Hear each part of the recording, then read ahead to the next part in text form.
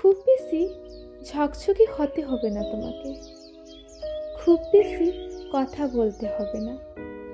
থাকো একটা বিনুনির মতো সাধারণ, একটা সাধারণ দুপুরের মতো শিথিল এলোমেলো।